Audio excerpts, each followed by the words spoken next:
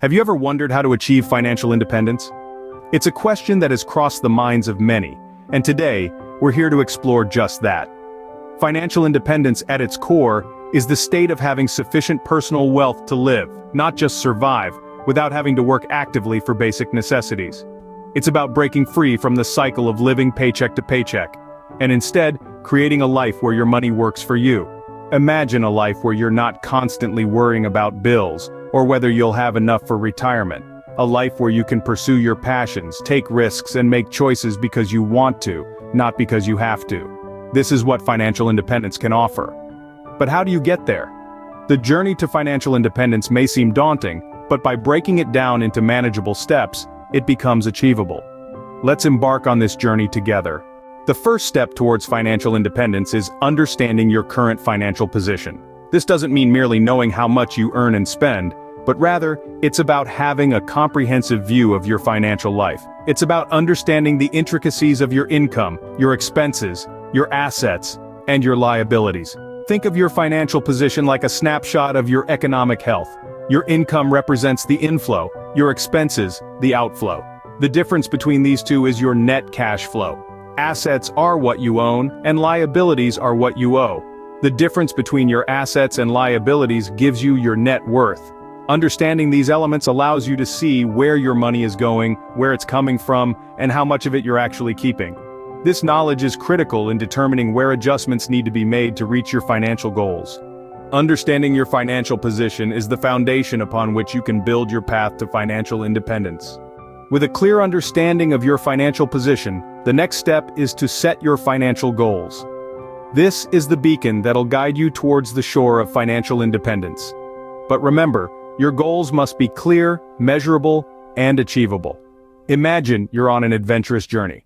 You wouldn't set off without a map, right? Similarly, your financial goals are the map to your financial independence. They offer a tangible target to aim for and a clear path to follow. Maybe you're aiming for a comfortable retirement, or perhaps you dream of buying a home or even starting your own business. Whatever your goals might be, they'll help shape your financial decisions. But be realistic. Don't set your sights on a castle if you're currently in a cottage. Start small, take consistent strides, and gradually, you'll reach your financial summit. Setting financial goals gives you a clear focus and helps direct your financial decisions. Be patient and persistent, and you'll achieve that desired financial independence. Now that you have your financial goals, it's time to create a budget.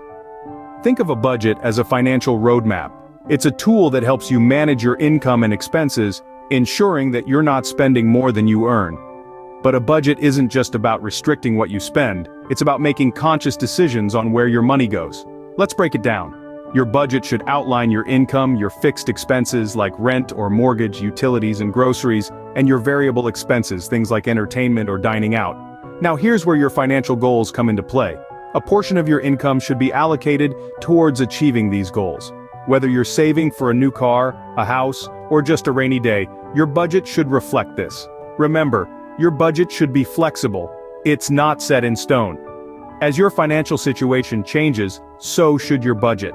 A well-planned budget is your financial compass, guiding you towards your financial goals. With your budget in place, the next step is to start saving and investing. Now this is where the magic happens. When you save, you're putting money aside for future use, but when you invest, you're making that money work for you. Imagine having a tireless army of dollar bills marching out each day to earn more dollars for your cause. But how is this possible? The answer lies in the power of compound interest. Compound interest is your money's best friend. It's the snowball effect in finance. Your money earns interest, and then that interest earns interest, and so on. Over time, this can lead to exponential growth of your savings. The key is to start as early as possible. Even if it's a small amount, the earlier you start, the bigger your snowball will be. And remember, the goal isn't just to save, but to invest wisely for growth. Remember, it's not about how much you earn, but how much you save and invest that counts. While saving and investing are important, it's equally important to keep a check on your expenses. And how do we do that? Simple. By reducing unnecessary expenditures. First, let's take a hard look at our spending habits. Are there subscriptions you're not using? Services you're paying for that you don't really need? Cutting these out can save you a surprising amount of money over time. Next, consider your shopping habits. Are you buying things because you need them or because you want them? Wanting is not a bad thing, but it's crucial to differentiate between a want and a need. Also, don't forget to compare prices before purchasing. There are numerous apps and websites that can help you find the best deal. Lastly, always plan your meals ahead. Eating out frequently or buying ready-made meals can significantly inflate your food budget. These strategies might seem small, but remember, every little bit counts. Reducing expenses is not about living frugally but about making wise spending decisions. In your journey towards financial independence, an emergency fund is your safety net. This is an essential cushion that shields you from financial shocks like sudden job loss or unexpected expenses. Without it, you're one misstep away from a precarious financial situation. So, why is building an emergency fund so important? Well, it provides you a sense of financial security. You know you have a backstop should anything go wrong. It's like carrying an umbrella. You hope you won't need it, but you're glad it's there when it starts to rain. Moreover, an emergency fund reduces the risk of falling into debt. Without one, you might be compelled to borrow or use credit to cover unexpected costs, which can lead to a vicious cycle of debt. To start, aim to save at least 3 to 6 months' worth of living expenses. This fund should be easily accessible, but separate from your daily spending account. An emergency fund is not an option but a necessity on the path to financial independence. Debt can be a major roadblock on your path to financial independence. Now let's dive into the nitty-gritty of how debt can impact your financial health. Think of debt as a weight that holds you back. It's like trying to run a race with a backpack full of rocks. The more debt you have, the heavier your burden. Now imagine freeing yourself from that weight. You can run faster, right? That's exactly how paying off debt works. It frees up your income, allowing you to save, invest, and grow your wealth faster. So how can you speed up debt repayment? Two popular methods are the snowball method and the avalanche method. With the snowball method, you start by paying off your smallest debts first to build momentum. The avalanche method, on the other hand, focuses on paying off the debts with the highest interest rates first to save on interest payments. Both methods have their merits, and the best choice depends on your specific circumstances and temperament. Remember, the sooner you are debt-free, the faster you move towards financial independence. While managing expenses is crucial, increasing your income can accelerate your journey towards financial independence. So how can you increase your income? Let's delve into a few strategies. Firstly, consider taking on side jobs or gigs. In today's digital age, numerous platforms exist that allow you to monetize your skills during your free time. Whether it's freelance writing, graphic designing, or pet sitting, there's a market for almost everything. Secondly, investments can serve as a powerful tool for income growth.